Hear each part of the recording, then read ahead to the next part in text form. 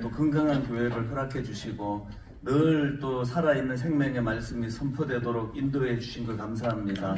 이제 오늘 또 내일 수요일 가장 부족한 종을 세워주셨사오니 종은 감추어 주시고 하나님의 말씀만 드러나게 하여 주시옵소서. 시종일관 인도해 주시기 원하옵고 예수님 이름으로 기도드립니다. 어머니 역할을 맡았던 그 마리아의 기도, 뭐 이런 기도도 많은 그 깊이를 가져다 주는 기도인데요. 저는 개인적으로 그 성경에 나와 있는 이런 유명한 분들의 기도문도 굉장히 영향을 저에게 미치고 또 도전을 주지만 오늘 방금 읽어드렸던 이 아굴이라는 무명의 인물입니다. 이분은 뭐 앞에서 언급했던 그런 분들에 비해서는 전혀 그 존재가 드러나지 않은 분인데 저는 이 아굴의 이 기도가 저에게 많은 영향을 미쳤습니다.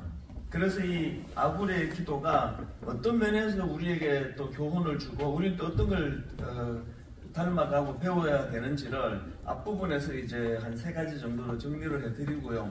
그리고 이제 뒷부분에서 우리가 이 아굴의 기도를 본받아서 평생에 하나님께 드릴 그런 기도를 좀 나눠보려고 합니다. 이 기도가 어떤 의미를 가지고 있느냐, 우리에게 어떤 메시지를 주는가. 이제 첫 번째로 이 아굴의 기도를 통해 우리가 배워야 되는 건 이 일생을 걸고 드리는 기도의 중요성을 아굴에게서 배워야 됩니다.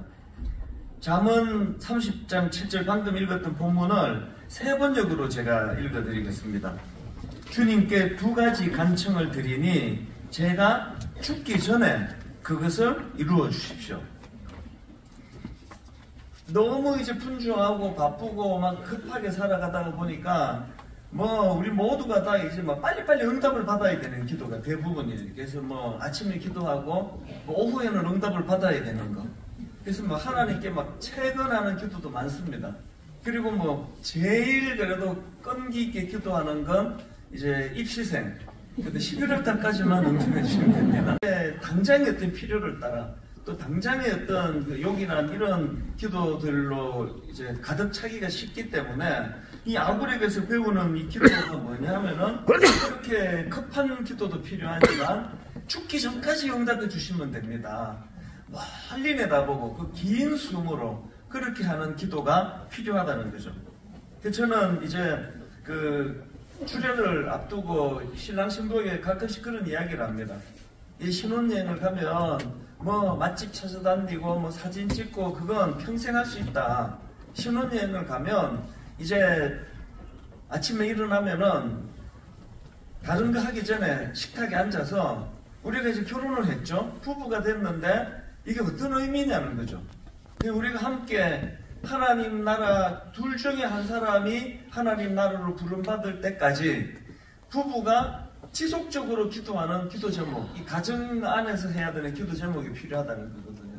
이게 뭐냐 하면은 저는 이걸 이제 꿈 넘어 꿈이라는 표현으로 설명하기를 좋아하는데요. 이 꿈 넘어 꿈이 뭐냐 하면은 이 꿈을 이룬 다음에 꾸어야 되는 꿈이에요. 내가 이후에는 어떻게 할 거냐는 거죠. 어떤 젊은 청년이 나는 초등학교 교사가 되는 게 꿈이야. 혹은 중학교 교사가 되는 게 꿈이야. 한국도 그 교사 자격증, 교원 자격 시험이 엄청 어렵잖아요. 그래서 뭐 한 번에 붙는 경우는 많지 않다 그러더라고요. 그래서 이제 나는 중학교 교사가 될 거야. 또 고등학교 교사가 될 거야. 그래서 막 온 정성을 다 기울여서 교사가 됐죠. 합격을 하고 이 3월 첫 주일날 내가 이제 출근을 하게 됐다, 학교로. 그건 꿈이 이루어진 거예요. 이 꿈이 이루어졌는데 그게 다가 아니잖아요. 이제 이 젊은 꿈을 이룬 이제 초보 교사가 이제 3월 1일날 발령받은 학교를 향해 들어가면서 이런 다짐을 하는 거죠. 하나님 앞에 기도하면서 하나님, 제 꿈이 이루어졌는데 이제 오늘부터 이제 제가 담임이 되는 그 학생들, 저를 만난 그 학생들이 그들이 저 같은 교사를 만났기 때문에 그들이 인생이 바뀌어지는 역사를 허락하여 주시기 원합니다. 이게 꿈 넘어 꿈이에요. 인사부터 시큰밖에 생겼습니다. 이제 뭐 선거가 되면은 뭐 지하철에서부터 막 민망해요. 막 허리가 휘도록 인사하잖아요. 왜 그렇게 굽신거리면서 그렇게 얻기를 원합니까? 후보로 출마한 분은 국회의원이라는 꿈이 있기 때문이에요. 이 꿈만 이룰 수 있다면 뭐 어떤 집도나 다 할 수 있다. 그 절박함이 느껴지잖아요. 뭐 분당 우리 교회도 선거철이 되면 하여튼 후보들 엄청 옵니다. 우리는 절대로 인사 안 시키거든요. 그래도 와요. 하여튼 뭐 문 앞에서도 오고 하여튼 뭐 만나는 사람마다 인사하고 그러려고 그렇게 절박하거든요. 그 꿈이 너무 강력하기 때문입니다. 우리나라 정치가들이 꿈 넘어 꿈. 내가 정말 이제 국회의원이 됐는데 한번 내가 이 시대에 이 민족을 위하여 이 지역을 위하여 한번 내 몸을 불살라서 한번 내가 좋은 국회의원이 돼야 되겠다. 이 꿈 넘어 꿈이에요. 저희 어머니는 한국 연세로 100세 딱 지금 100세가 되셨는데 불행하게도 불행한 건 아니고요. 마음 아프게도 2주 전, 3주 전, 그러니까 작년 12월 19일에 돌아가셨어요. 그러니까 거의 이제 백수를 채우고 저희 어머니는 하나님 앞으로 가셨는데요. 제가 저희 어머니를 생각하면 여러 가지로 마음에 그런 참 표현하기 어려운 그런 마음에 이런 감정이 올라오는데요. 저희 어머니는 이제 아버지가 목사님이셨고요. 근데 이거 6년 전에 다 한 얘기인데 저는 여러분의 망각의 힘을 믿습니다. 다 한 얘기인데 오 목사님 아들이었어? 그렇게 생각하시는 분이 많으실 것 같아서 제가 할 수 있는 것도 그때 했던 이야기는 피하겠습니다만 음식기도 하다가 17일 만에 돌아가셨단 말이죠. 그럼 저희 어머니는 사실은 이게 하나님 앞에서 엄청 상처가 아닙니까? 아니 무슨 교회를 위하여 부흥을 위하여 40일 금식을 작정했는데 아니 교회를 불같이 일으켜 주시는지는 고사하고 저렇게 데려가시면 어떡하냐고. 굉장히 그게 하나님에 대한 원망이 될 것 같은데 저희 어머니는 참 놀랍고도 또 이상한 분이에요. 그렇게 남편이 그렇게 초라하게 돌아가셨는데 어머니는 저를 제일 사랑하시거든요. 저 5남매 중에 막내. 정말로 저를 사랑하셨어요.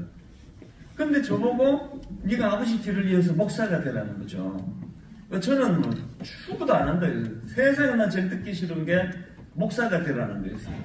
아니 아버지 저렇게 비참하게 돌아가셨으면 됐지. 뭘 내가 왜 또 목사가 돼야 되느냐고. 어머니 항상 이런 말씀하셨습니다.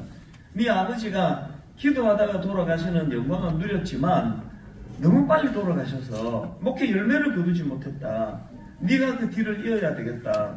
저는 그 말이 진짜 듣기 싫었거든요. 얼마나 정말 간절하고 또 오래 지속적으로 그렇게 기도를 하셔가지고 이제 제가 30살이 되던 해에 뭐 그냥 계기도 없습니다. 저는 자연스럽게 양무리로 이렇게 몰려가듯이 그렇게 이제 신학교를 들어가고 목사가 됐거든요.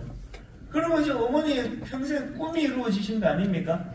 야 이제 내가 꿈이 이루어졌다. 그리고 이제 땅 꿈을 위하여 또 기도하셔야 되는데 참 어머님 놀라우세요. 그렇게 제가 목사 되기를 간절히 원하셨는데 그 꿈이 이루어지고 나니까 이번에는 또 이렇게 기도하십니다. 하나님 우리 아들이 시시한 목사가 되지 않게 해달라고. 하나님을 두려워하는 목사가 되게 해달라고. 성도들을 진짜 사랑하는 목사가 되게 해달라고. 이제 또 그때부터 또 기도가 또 새로이 또 시작이 되신 거예요. 작년에 99세가 되시니까요. 이제 좀 예전 같지가 않으셨어요. 이제 좀 이제 감정 조절도 안 되시기도 하고 또 하여튼 옛날 같지가 않으셨어요. 막 이제 화가 올라오기도 하고. 그 전에 없던 그런 모습을 이제 보여주시던데요. 약간의 이제 또 초기 치매 증상도 있었고요. 그래서 이제 마음에 막 이제 화가 올라오시잖아요. 그래서 이제 막 이제 화를 내시면은 제가 어머니 손을 덥석 잡고 목회하는 아들 위해 기도해 주세요. 그러면요. 이게 꼭 그 자판기에 동전 넣으면 콜라 나오듯이 막 지금 이제 화가 나고 막 이러시는데 손 잡으면서 목회하는 아들 위해서 기도해달라 그러면 하나님 아버지 우리 아들을 찬수가 바로 기도가 나와요. 이게 이제 마지막에는 막 이제 좀 정신이 오라 그냥 동전 넣으면 콜라가 떨어지듯이 기도가 잘 나오는 거거든요. 왜 그럴까요? 이게 꿈 넘어 꿈이에요. 저희 어머니가 제가 아버지 남편 뒤를 이어서 막내가 목사가 되는 게 어머니의 오랜 꿈이었는데 꿈이 이루어지고 이제 됐다 이게 아니고요. 그때부터 본격적인 기도를 하신 거예요. 그러다 보니까 돌아가시기 직전까지 참 눈물 나는 이야기가 되게 많습니다. 뭐 어떤 상황이라도 제가 손잡고 아들이 기도해달라 그러면 목회자로서 저를 위하여 자동적으로 기도해요. 그 어떻게 가능했냐? 오래 꿈 넘은 꿈을 위하여 기도했기 때문이에요. 그 다음에 첫 번째 여러분에게 드리고 싶은 도전이 있다면 여러분 오늘 이후로 여러분에게 이 꿈 넘은 꿈, 그래서 아굴에게서 배우는 게 이거예요. 평생을 걸고 하나님께 드리는 기도 제목이 필요하다는 겁니다. 가정 안에 있습니까? 여러분 자녀들을 위하여 그냥 한 달 뒤에 이제 신학기입니다 기도하고 중간고사 위에 기도하고 오후에는 응답이 반드시 돼야 됩니다. 이런 급한 기도도 당연히 필요하지만 그러나 그것만으로는 곤란한 거죠. 그래서 부부는 마주보는 것이 아니라 같은 곳을 바라본다. 저희가 그 중고등학교 때는 그런 문장이 연애 편지할 때 많이 이제 쓰고 했거든요. 요즘도 제가 그게 진리라 생각해요. 맨날 부부가 그냥 마주만 보고 있으니까 그렇게 실정에 나가지고 은퇴가 오고 그러잖아요. 부부는 마주보는 것도 좋지만 같은 곳을 바라보는 거예요. 같은 꿈을 꾸고 그 꿈 넘은 꿈입니다. 그냥 한 몇 달하고 그만두는 게 아니라 큰 그림을 그리면서 평생을 걸고 하나님 저 죽기 전에만 응답해 주시면 됩니다. 3주 전에 제 어머니가 돌아가셨는데요. 마음에 여전히 계속 제 마음의 여운은 그거예요. 하나님 앞에 아마 이거 하나 보고하고 계셨으리라 생각해요. 하나님 제가 이렇게 부족하지만 그래도 남편을 위하여 아들을 위하여 평생을 걸고 기도했기 때문에 저 철부지 같은 막내 아들이 그래도 분당 우리 교회에서 쫓겨나지 않고 그래도 지금까지 목표를 저렇게 하고 있는 거 하나님께 보고 드립니다. 여러분이 하나님께 드릴 보고가 있는지를 점검해 보시자는 거죠. 우선순위를 정해놓고 하는 기도의 중요성입니다. 자, 8절을 한번 보십시오. 곧 헛된 것과 거짓말을 내게서 멀리 하옵시며 나를 가난하게도 마옵시고 부하게도 마옵시고 오직 필요한 양식으로 나를 먹이시옵소서. 여러분 지금 여기 두 기도를 드리고 있는데요. 급한 걸로 치면은 오늘 저녁에 양식을 구하는 기도가 더 급한 거 아닙니까? 그런데 지금 아굴은 우선순위가 뭐죠? 헛된 것과 거짓말을 멀리 해달라. 이 본질적인 기도를 먼저 하고 있는 거거든요. 우리가 여러분 기도할 때 그래서 저는 여러분에게 늘 우리 교회 성도들에게 당부하는 게 뭐냐 하면 금요 기도회에 가시잖아요. 그러면 왜 아무런 준비를 안 하고 기도회에 가시는지 모르겠습니다. 여러분이 이제 금요 기도회를 가시거나 새벽 기도를 가시면 반드시 준비해 갖고 가셔야 돼요. 이상하게 미국의 레스토랑에 가면은 새벽 기도를 가시든지 집에서 기도하시든지 준비해서 해야 돼요. 새벽 기도 가기 전에 내가 오늘 이 기도가 필요하구나 이 기도가 준비하고 가셔야 돼요. 그 준비 안 하고 가니까 맨날 똑같은 기도 행설수설을 그리고 또 우리 여러분 한번 금요 기도회 같은 데 가시기 전에 자기 기도를 한번 녹음해 보세요. 요새는 스마트폰으로 녹음이 다 되잖아요. 한번 녹음 눌러놓고 집에 가서 들어보세요. 완전 가관이에요. 이거는 완전히 빗받으러 온 것 같아요. 이게 사람에게 빗받으러 가도요. 그래도 건강은 어떠냐, 애는 학교는 잘 다니느냐, 그게 비도 안 갚느냐, 사람에게도 좀 인사도 하고 하는데 하나님께 기도는 그도 잘 되고 주시옵소서. 기도를 준비 안 하고 가서 그런 거예요. 아굴의 기도에서 당장 급한 거는 일용할 양식입니다. 지금 저녁 먹고 정치해도 되잖아요. 그런데 우선순위를 정하고 하는 기도가 필요하다는 거죠. 그래서 여러분들이 이제 하나님 앞에 기도하러 가실 때 항상 기도를 준비해 갖고 와야 돼요. 저는 걷는 거를 좋아하기 때문에요. 하루에 한 10,000보씩 이렇게 걷기를 저는 원하는데 저는 걸으러 가기 전에 반드시 준비하고 갑니다. 한 2-3시간 정도를 새벽에 일어나가지고 막 머릿속에 말씀을 많이 집어넣고 그렇게 하고 이제 걸으러 나가요. 안 그러면은 그냥 걷기만 하면은 마음도를 그 무슨 재미없어서 어떻게 걷냐고요. 모든 걸 준비해요.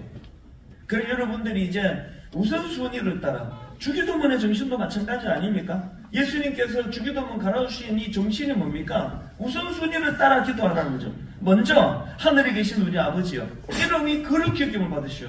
오늘날 우리에게 일용할 양식을 주옵시고 주님이 가르치신 기도가 우선순위거든요. 급한 것보다 중요한 기도를 먼저 하는 거거든요.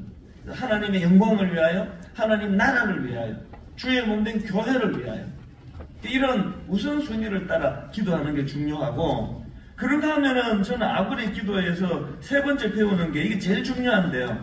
이 하나님 중심의 삶이라는 이 기준을 가지고 기도해야 된다는 거예요. 8절을 보십시오. 마옵시며 나를 가난하게도 마옵시고 그 다음 보세요. 부하게도 마옵시고 오직 필요한 양식으로 나를 먹이시옵소서. 뭐 우리도 뭐 가난하게도 마옵시고 이런 기도는 우리도 늘 하니까 이상한 게 없는데요. 이 아구리의 기도가 되게 이상한 게 부하게도 마옵시고 이런 기도를 해요. 여러분 중에 지금 어떤 분이 뭐 예를 들어서 뭐라고 해볼까요? 누가 지금 치킨집을 하고 계시다고 치고요. 이제 이 가게 문 열기 전에 이분은 꼭 이 본당에 들러가지고 막 간절히 기도하고 이제 가게 문을 여는데 이렇게 기도합니다. 하나님 오늘 매상 너무 많이 오르지 않도록 막아 주시옵소서. 하나님 손님 너무 많이 보내주지 않으시기를 간절히 구합니다. 드리느냐 보니까 이게 이해를 못할까봐 이유도 거기다 설명을 해요. 성경에 9절에 그 답이 나옵니다. 왜 이런 기도를 드리느냐? 혹 내가 배불러서 하나님을 모른다 여호와가 누구냐 할까 하오며. 저는 이런 경우를 좀 봤거든요. 교회를 처음에 개척할 때 막 사업이 안 되셔가지고 막 절박하게 새벽에 나와서 눈물로 기도하고 하던 그 집사님이 이게 갑자기 이제 막 일이 풀리고 막 사업이 잘 되고 그러니까 어느 날 없어졌어요. 이분이. 왜 기도를 안 합니까 이제? 옛날에 그 전도해보면은요 그 이상하게 여자분들은 그렇게 하는 경우가 없었는데 제 중고등학교 때 이제 수련회 같은 때 점심 먹고 이제 전도하는 게 그 프로그램에 있었는데 그 전도회 보면 꼭 그 아저씨들이 이런 이야기를 여러 명이 했어요. 예수 믿으라 그러면요 꼭 이 주먹을 쑥 내밀어요. 나 예수 필요 없어. 난 내 주먹을 믿어. 하나님 필요 없어. 이렇게 될까봐. 너무 부하지 않게 해달라. 이게 하나님 중심의 기도 아닙니까? 그런가 하면은 가난하게도 마옵시고 이것도 마찬가지 8절에 나오죠. 곧 헛된 것과 거짓말을 내게서 멀리 하옵시며 나를 가난하게도 마옵시고. 우리도 뭐 이런 기도를 드리지만 그렇게 기도 드리는 이유가 좀 달라요. 아굴은 왜 이런 기도를 드리느냐? 9절 하반절에 답이 나와 있습니다. 왜 가난하게도 말라고 기도를 드리느냐 하니까 9절 하반절입니다. 혹 내가 가난하여 도둑질하고 내 하나님의 이름을 욕되게 할까 두려워함이니이다. 가난한 게 창피하고 가난한 게 불편해서 이것 좀 피하게 해주세요가 아니에요. 너무 가난해서 도둑질하고 하나님 이름을 욕되게 할까. 그러니까 이제 아굴은 모든 기도가 지금 하나님 중심이에요. 그 하나님의 영광에다가 초점이 맞춰져 있는 거거든요. 또 부교역자들이 많은데요. 이 부교역자들이 이제 그 숫자가 많으면 많을수록 이제 설교가 좀 자주 안 돌아오잖아요. 그래서 뭐 수요 예배 이제 부목사님들이 돌아가면서 설교하면 뭐 1년에 한 번, 2번밖에 안 돌아와요. 그러니까 이제 막 부목사님들이 오랜만에 설교하니까 막 너무 힘을 줘서 설교하려고 그래요. 막 그리고 막 설교 주제가 막 너무 막 거대 담론 그래서 뭔 소리지 한국을 못 알아듣겠어요. 근데 항상 내 부교역자 얘기해. 부목사 때는 꽃 피울 때가 아니다. 부교역자 때는 설교 한 번 해갖고 히트치고 이걸 꿈꾸는 거 아니다. 부교역자 때는 뿌리를 내릴 때다. 기초를 다질 때다. 구구단도 못 외우는데 미분조건 풀라 그러지 마라. 부교역자 때는 자꾸 성도님들이 좋아하는 그런 설교만 하는 그게 큰일 난다. 계속 그렇게 강조를 해요. 그 청년들에게 영향을 미치던 목사님이 성추행을 해버리니까 이게 그 칼집이 없어서 그런 거 아닙니까?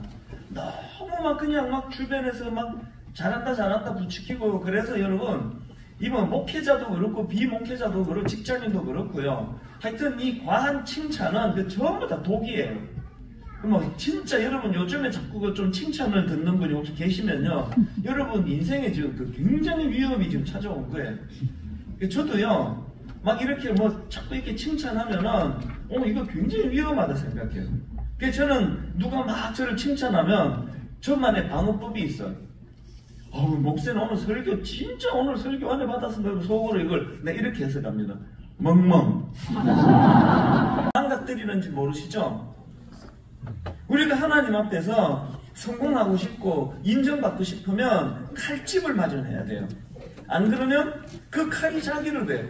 그 언젠가 여러분 그 미국에서였던가 우리나라에서였던가 로또 그 1등 한 사람들을 추적을 했더니요, 깜짝 놀랐습니다. 그 제 통계를 보고 이혼하고요, 가정 다 깨지고요, 빚더미 올라앉고요, 마약 중독에 걸리고요. 그 왜 그렇습니까? 칼집이 없는데 로또 당첨이 돼서 그냥 날카로운 칼을 받은 거예요. 그 칼이 자기를 베는 거거든요. 여러분 정말 한번 이 땅에서 쓰임받기를 원하신다면 아굴에게서 뭘 배워야 됩니까? 칼집을 마련해야 돼요.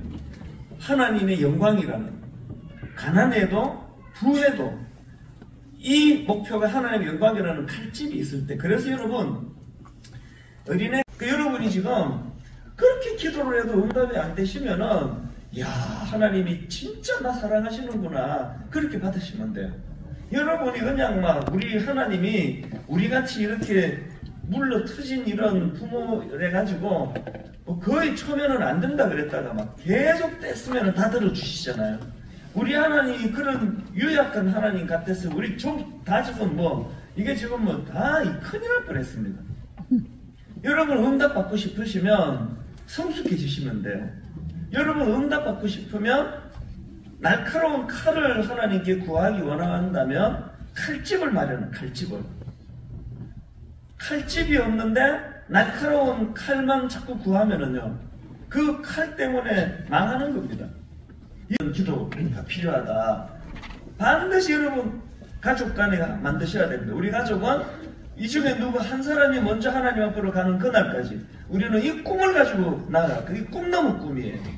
꿈만 이루어졌기 때문에 우리가 참 비참해질 때가 많거든요. 꿈 넘은 꿈. 그러면 두 번째가 우선순위를 정하는 거예요. 그래서 꼭 기억하세요. 기도하러 가실 때는 준비하고 가셔야 됩니다. 기도 노트 없이 그냥 기도하시면 중언부언하기가 쉽습니다. 그걸 뛰어넘는 성숙한 분들도 계시지만 대부분이 이 기도의 틀을 못 넘어서, 그래서 적어서 가야 돼요. 그래서 우리가 하나님 앞에서 뭘 구할 것인가를 정리하고 기도해야 우선순위를 따라 기도할 수가 있다. 세 번째가 뭐였죠? 하나님 중심의 삶, 하나님 중심의 응답, 이것들을 우리가 훈련해야 된다. 이 세 가지를 제가 말씀을 드리고요. 그래서 이제 본론으로 이 세 가지 정신을 녹여서 이제 오늘 이후로 여러분 평생에 하나님께 드려야 될 두 가지 기도 제목을 제가 드리고 싶습니다. 첫 번째, 평생을 걸고 드릴 기도 중에 첫 번째가 뭐냐? 정직입니다. 정직 한번 따라해 보시겠습니까? 정직. 자, 8절을 보십시오. 헛된 것과 거짓말을 내게서 멀리하옵시며. 아까 앞에서 우리가 배웠잖아요. 이게 일용할 양식을 구하는 것보다도 우선순위예요. 아침에 자고 일어나시잖아요. 여러분 아침에 일어나셔서 가장 먼저 하나님 오늘도 정직한 하루가 되기 원합니다.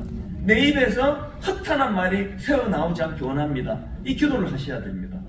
왜 그래야만 되느냐고요? 제가 이것도 세 가지로 정리를 해드릴게요.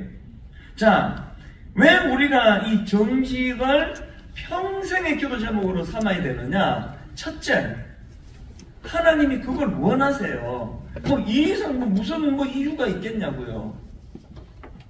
여러분이 아시다시피 구약에 막 여러 왕들이 나오잖아요. 구약의 왕들 중에는 뭐 정치를 잘한 왕, 정치를 못한 왕, 또 뭐 영토를 많이 확장시킨 왕, 그렇게 못한 왕, 여러 종류의 왕이 나오는데요. 그런데 성경에서 구약의 왕들을 평가하는 잣대를 보니까 하나더라고요.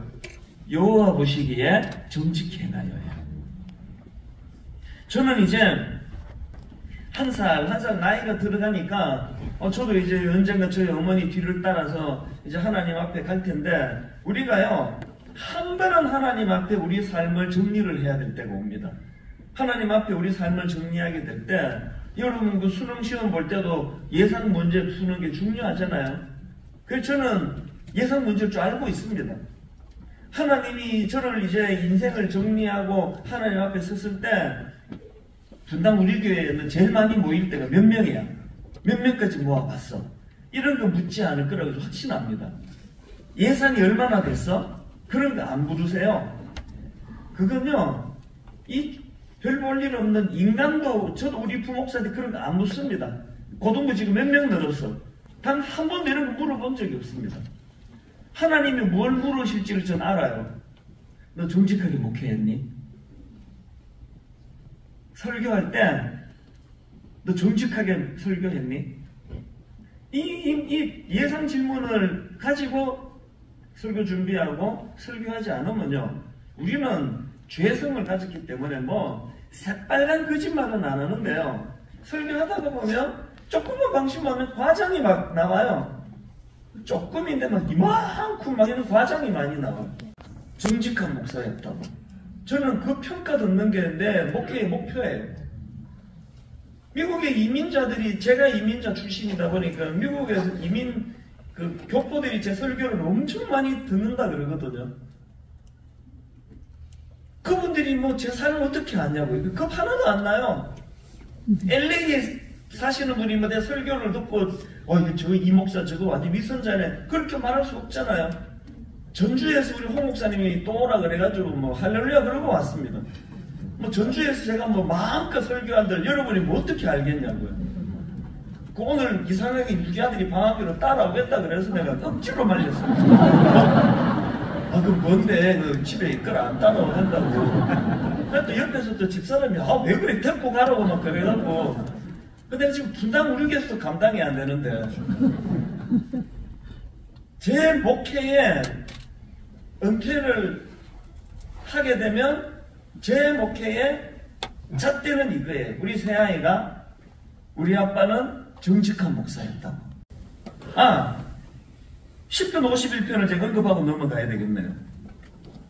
그 다윗이 이제 성적으로 죄를 짓잖아요. 괜히 그 남의 목욕하는 여자를 옥상을 다니지 마세요 여러분. 옥상을 괜히 어실렁거리다가 남의 목욕하는 여자를 보고 이제 성적으로 무너지는데요. 다윗이요, 이 나쁜 놈이에요. 그런 악한 짓을 저지르고 남의 가정을 완전히 파괴하고 그 남편을 음모로 꾸며서 죽이고, 그리고 이 여자를 막 임신시키고 막 이런 악한 짓을 하고도요, 거의 1년 회개 안 했습니다. 그러다가 이제 나단 선지자를 통해서 그가 이제 회개가 터져 나와서 그래서 쓴 게 10편 51편인데요. 이 10편 51편이 내가 이해가 안 되는 게 하나 나옵니다. 자, 10편 51편 10절 한번 보십시오. 우리 같이 한번 읽어보시겠습니다. 10절 시작. 하나님이여 내 속에 정한 마음을 참교하시고 내 안에 정직한 영을 새롭게 하소서. 지금 뭘 구합니까? 정직한 영을 새롭게 해달래요. 지금 여러분 생각해 보세요. 지금 이 다윗이 왕으로 뭐 나라의 그 공금을 횡령하다가 지금 회개하는 겁니까? 성적인 죄를 지은 걸 지금 회개하는 거잖아요. 그럼 어떻게 회개해야 됩니까? 우리 상식으로 주여 음란의 영을 물리쳐 주시옵소서, 성적인 유혹을 물리쳐 주시옵소서, 그렇게 기도해야 되는 거 아닙니까? 그런데 정직한 영을 새롭게 해달라고 기도하는 거예요. 여기서 우리가 무서운 교훈이 있습니다. 우리가요, 하나님 앞에 정직한 거, 왜 매일 아침마다 기도해야 되는가 하면, 이 하나님 앞에서 정직은요, 하나님 앞에 죄 짓지 않는 길로 가는, 하나님 앞에 거룩을 향해 나가는 이 마스터 키예요. 우리가 하나님 앞에 정직하면요, 거의 모든 그 죄들을 다 막을 수가 있습니다. 자기같이 성적으로 죄를 지었는데 왜 정직한 영을 새롭게 달 기도합니까? 여기 지금 누가 그 바람을 핀다고요? 외도를 해요. 왜 외도합니까? 한번 물어보세요. 지금 그 바람 피는 분 손 들어보세요. 분명히 있을 텐데. 앞에 정직을 구해야 되느냐? 우리는요 복음을 전해야 되기 때문이에요. 복음이 뭐죠? 복음은요 1 더하기 1은 세상적으로는 2잖아요. 1 더하기 1이 2인데요 복음은요 1 더하기 1이 3이라고 전하는 게 복음이에요. 세상적으로 말하면 죽으면 끝나는 거예요. 그래서 장례가 연결식이잖아요. 영원한 이별이에요. 그런데 저는 이번에 어머니 돌아가시는 과정에서 하나님께서 너무나 많은 은혜를 주셨어요. 이게 99세 된 어머니가 육신에 영이 갇혀가지고 침대에서 코로나 이후로 침대에서 벗어날 수가 없었거든요. 요양병원에서. 얼마나 그게 답답하시겠냐고요. 저희 어머니에게 있어서 죽음은요 육신에 갇혀있던 영혼이 자유를 얻는 날이었어요. 그래서 한편으로는 이 땅에서 어머니를 또 뵙지 못하는 좀 아쉬움이 있었지만 저 입장에서 어머니 시카고 사셨거든요. 저 입장에서 어머니가 시카고 계시나 천국 계시나 뭐 저 입장에서 뭐 큰 차이가 없습니다. 저는 저희 어머니가 그 불편한 육신에 영이 갇혀있는, 그래서 뵙고 나면은 마음이 답답했는데 그 영이 육신으로부터 자유를 그게 느껴지는 거예요, 마음으로. 하나님께 참 감사했죠. 그리고 우리가 이런 걸 전하면은 세상 사람들은 이게 황당하잖아요. 죽으면 끝인데 무슨 천국 갔다 그러고 이러니까 이 복음은요 1 더하기 1이 3이라는 걸 전하는 거예요. 그거 다 아시죠, 여러분? 우리가 전하는 내용이 믿기 어려우면 어려울수록 전하는 그 사람이 더 믿음을 얻어야 된다는 거 아시잖아요. 옆에 그 옆집 아줌마가 막 너무 정직해요. 그 사람이 어느 날 팥으로 매주를 쓴다는 거야. 그러면 와, 이 사람은 정말 거짓말할 사람이 아닌데 그 팥으로 매주를 쓰는 거를 개발했나 보다. 믿게 되는 거 아닙니까? 여러분이 이제 세상 사람이 되면은요 예수를 전하면 그게 1 더하기 1은 3이라는 소리 아닙니까? 상식이 안 맞는 걸 전하는 게 복음 아닙니까? 우리 모두가 다 하나님 앞에 정직한 사람이 돼가지고 세상 사람들이 아니 내가 아는 저 옆집 아줌마는 저 거짓말을 사람 아니야. 뭔가 자기가 본 게 있을 거야. 이게 전도예요. 한 번은요 저희 교회가 이제 그 특별새벽 부흥회 하면은 이제 저희는 학교 강당을 빌려 쓰기 때문에 이제 본당이 한 1000석 정도 되는데 이제 새벽기도 한 4,000명씩 이렇게 나오니까 일만서도 파송하기 전에 새벽에 3시에 미친 듯이 달려오고 그러거든요. 그리고는 이제 새벽 3시에 본당에 들어와가지고 4시 한 40분까지 그냥 1시간 40분을 그냥 가만히 있어야 돼요. 그 긴 시간은. 그 어느 날 이제 바로 요 뒤에 그 학교 강당 바로 뒤에 그 창고를 개조해서 이제 담임 목사 방으로 쓰라고 학교가 허락을 해줘서 그 바로 뒤에서 제가 이제 설교 마무리를 하고 있는데요. 한 1시간 이상 성도들이 가만히 기다리고 있다가 개인 기도하고 그러다가 이제 예배가 시작되기 직전인데 이제 설교를 내가 거의 마무리를 했는데 이 찬양이 들리는 겁니다. 주여 진실하게 하소서 오늘 하루하루 순간을 주가 주신 힘으로 승리하기 원하네 주여 나를 진실하게 하소서. 반주도 딱 그 신대 하나만이었던 것 같아요. 제가 설교 준비를 하는데 눈물이 핑 도는 거예요. 왜 그러냐 하니까요. 그 찬양을 부르는 그 목사님이 비록 저보다 나이가 더 어린 부목사지만요, 내가 이분을 되게 존경해요. 얼마나 정직한가 하면, 하여튼 뭐 이거는 이제 뭐 큰 실수를 했다고요. 그 제가 이제 막 엄청 이제 이걸 화를 낼 거를 예측을 하는데, 살짝만 요거를 이렇게 데치면 이제 모면할 수 있는 일인데, 이분은 있는 대로 다 얘기하는 분이에요. 굉장히 정직한 사람이에요. 그래서 제가 이야, 이건 참 이런 모습은 내가 배워야 돼. 그럴 정도로 이분은 정직한 분인데, 이름이 그 왕재천 목사라고 이제 분리해서 1호로 해줘. 이런 목사를 밀어줘야 된다. 이분은 성만 좀 교만하고요. 진짜 괜찮은 분이에요. 그렇게 정직하고 겸손한 목사님이 새벽에 나와서 주여 진실하게 하소서 오늘 하루 이 찬양을 부르니까 설교 준비하다가 눈물이 핑 돌더라니까요. 만약에요, 있을 거야, 느낀 게 있을 거야. 여러분 이제 내일 한번 실험해 보세요. 오늘 여기서 은혜 많이 받고 내일 아침에 이제 설거지를 하면서 이 찬양을 우리 주부들이 한번 불러보세요. 아침에 남편이 설거지 하시는 분은 남편이 불러보세요. 주여 진실하게 하소서 막 설거지하면서 이 노래 부르는데 뒤에서 남편이 눈물이 핑 돌아야 되는 거예요. 그 찬양 부르는데 남편이 가증한 거 곤란하잖아요. 아침마다 정직을 구해야 되느냐 하면은 정직은요 영적인 문제이기 때문에 그렇습니다. 자, 요한복음 8장 44절입니다.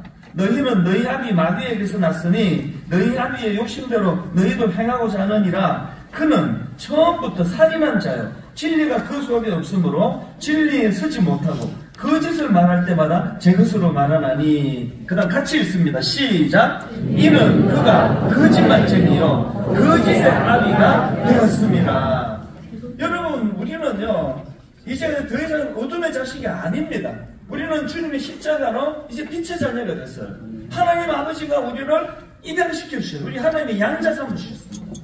그래서 여러분 우리가 거짓말을 하잖아요. 이거 우리 자존심의 문제예요. 목사가 거짓말 하지 않으려고 진짜 혀를 깨물어야 돼요. 왜? 이 자존심의 문제예요. 하나님의 종이 거짓말을 한다. 그거는 지금 이거는 어둠의 자식이에요. 마귀의 가장 강력한 특색은 그는 거짓의 아비라고 한다는 거죠. 왜? 하나는요 누구 험담하는 걸 내가 단 한 번도 본 적이 없습니다. 예수 믿는 사람이 어떻게 해야 되는가를 말로 많이 설명하는 분이 아니었어요. 두 번째로 진짜 단 한 번도 제가 본 적이 없는 게 거짓말하는 걸 저는 어머니께 들어본 적이 없습니다. 지금은요 이게 막 엄청 자랑스러운데요, 이게 사춘기 이럴 때는요 막 융통성 없는 그 부모를 만나면 속 터집니다. 옛날에는 이제 70년대 전화기가 딱 마루에 유선 전화기가 한 대밖에 없잖아요. 그래서 이제 뭐 우리 중고등학교 때는 요즘 애들처럼 핸드폰으로 그런 거 없잖아요. 그러면 이제 모든 게 이제 유선 전화기로만 전화가 오는데요. 그 사춘기가 되면은 그 인간관계가 복잡하지 않습니까? 전화 안 받고 싶은 애도 있고 또 전화 안 받고 싶은 날도 있고. 근데 이제 전화가 와요. 유선 전화기로 오면 이제 어머니가 받으시면요, 철수구나. 그럼 대신 오늘 걔랑 통화 안 하고 싶어요. 그러면 이제 통화할 때 어머니한테 가서 없다 그러라고. 말로는 못하고 없다 그러라고. 그래서 못 보셨나 해가지고 막 아니 없다 그러라고 그러면요 저희 어머니는요 가만히 들고 계세요. 그러고는 한 5초 지나고 바꿔주세요. 와 진짜 짜증 지대로입니다. 온몸으로 보여주신 게 예수 믿는 사람은 정직한 사람이다. 여러분 우리가 하나님 앞에 이 영적인 문제예요. 여러분 이게 막 어떤 사람 나 요즘 막 성경을 막 3시간씩 읽어. 근데 보면은 막 거짓말을 엄청 잘해. 그럼 그분은 성경을 읽은 게 아니에요. 그냥 소설책을 읽은 거예요. 영감 없이 읽으면 이스라엘 역사 읽은 거예요. 여러분이 성경 3시간 읽는 걸 자랑하는 게 아니라 기도 3시간 한 걸 자랑하는 게 아니라 밥 먹는 거랑 똑같은 거죠. 나 오늘 밥 10개 먹었다? 그 누가 그걸 자랑하느냐고. 먹었으면 어떤 효과가 있어야 되느냐고요. 성경 읽으면 정직해지는 거죠. 기도 많이 하면 정직해지는 거죠. 목사가 막 설교를 잘 못할 수 있습니다. 설교 제대로 잘 못하는 건 너무 탓하면 안 됩니다. 목사가 설교를 잘할 수도 있고 못할 수도 있고 은사에 따라 다른데 모든 목회자가 공통적으로 가져야 되는 정직이에요. 정직. 얼마나 우리의 죄성이 집요한다면요, 의도하지도 않았는데 툭 튀어나오면 과장이에요. 새빨간 거짓말이라면 당연히 안 하죠. 근데 뭐 툭 튀어나오면 과장이에요. 항상 하나님 앞에 이걸 구해야 됩니다. 그런가 하면은 두 번째로요, 우리가 평생 구해야 될 게 하나 더 있는데 자족입니다. 자족. 한번 따라해 보시겠습니까? 자족. 헛된 것과 거짓말을 내게서 멀리 하옵시며 나를 가난하게도 마옵시고 부하게도 마옵시고, 그 다음에 같이 읽습니다. 시작. 오직 필요한 양식으로 나를 먹이시옵소서. 여러분, 우리가 이 자족의 문제, 필요한 양식으로, 이 주기도문의 정신도 이거 아닙니까? 일용할 양식을 구하는 거거든요. 이 자족이에요. 자족. 출애굽기 16장에 보면은요, 그 홍해를 건너 광야 생활하는 과정에서 하나님이 어떤 훈련을 시키시느냐. 자, 출애굽기 16장 4절을 보십시오. 그때의 여호와께서 모세에게 이르시되 보라, 내가 너희를 위하여 하늘에서 양식을 비같이 내리니. 그 다음이 이상해요. 백성이 나가서 일용할 것을 날마다 구울 것이라. 하나님의 만드신 음식이 유통기한이 하루예요. 이것도 이상하잖아요. 우리 같은 그 셰프가 뭐 요리사가 만들어도 유통기한이 한 3, 4일 가는데, 아니 무슨 하나님이 유통기한이 하루밖에 안 돼. 그러면 지금 여러분 유통기한이 하루란 말이죠. 그 다음날 되면 못 먹어요. 그러면 이제 예를 들어 여기 지금 뭐 예를 들어 1000명이 오셨다. 아, 그러면 도시락 딱 1000개 딱 해가지고 하나씩 나누어 먹도록 하면 되는데, 여기 보니까 하늘에서 양식을 비같이 내린대요. 이거 어떡하려고, 이게 음식 쓰레기를 어떡하려고. 아니, 저 하나님은 지금 어차피 아마 한 3개, 4개 욕심이 나가지고 이거 매일 먹어야겠다 갖고 가봐야 소용이 없는데 왜 하늘에 비같이 내리게 하느냐고요. 왜 이렇게 할까요? 광야 생활은 훈련이라 그랬잖아요. 이스라엘 백성들에게 하나님이 원하시는 건 자족 훈련이에요. 어떤 상황이 있었든지 간에 일용할 양식, 내가 필요한 그 이상 탐내지 않는 것. 여러분, 저는 그 돼지한테 내가 참 대놓고 사과는 못하는 늘 미안한 게 하나 있습니다. 어느 날 책을 읽다가 보니까요, 돼지는요, 우리가 돼지를 이 탐욕의 상징으로 쓰잖아요. 그래서 욕심내면 이 돼지 같은 놈이 그러는데요, 여러분 그거 다 사과해야 돼요. 제가 그 책에 보니까 돼지는요, 자기 위장의 80%가 채워지면 더 이상 안 먹는데요. 와, 제가 진짜 내가 미안했습니다, 돼지한테.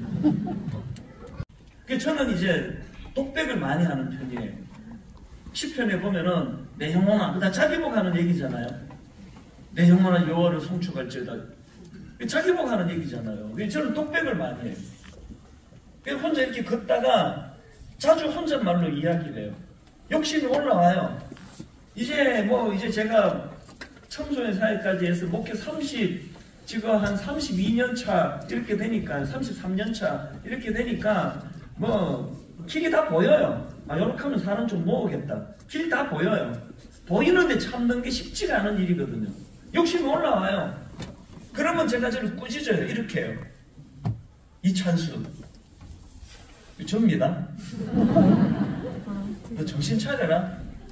네가 여기서 그 욕심 내면 네가 인간이냐? 아, 제가 진짜 이렇게 꾸짖어요.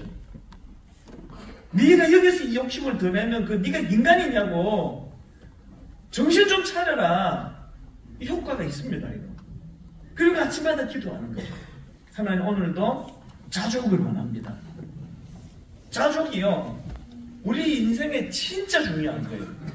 여러분, 자족이 이루어지면 행복이 찾아와요. 그 사도 바울을 한번 보세요. 사도 바울이요, 빌립보 4장 11절입니다. 내가 궁핍함으로 말하는 것이 아니니라. 어떠한 형편이든지 나는 뭘 배웠습니까? 자족하기를 배웠노니. 그 다음 12절입니다. 나는 비천에 처할 줄도 알고 풍부에 처할 줄도 알아. 모든 일 곧 배부름과 배고픔과 풍부와 궁핍에도 처할 줄 아는 일체의 비결을 배웠노라. 그리고 우리가 잘 아는 13절입니다. 내게 능력 주시는 자 안에서 내가 모든 것을 할 수 있느니라. 여러분 자꾸 우리는요 자기 읽고 싶은 것만 읽는 거예요. 내게 능력 주시는 자 안에서 내가 모든 걸 할 수, 이게 슈퍼맨이 되는 능력인 줄 오해하고 있는데요. 성경은 문맥으로 읽어야 돼요. 여기서 말하는 능력은 실패도 없고 성공만 하는 슈퍼맨이 되는 그 능력이 아니고요. 여기에서 능력은 무슨 능력입니까? 앞뒤 문맥으로 보시면 알잖아요. 여기서 능력은요 자족의 능력입니다. 원합니다. 하나님 자족을 배워가기를 원합니다.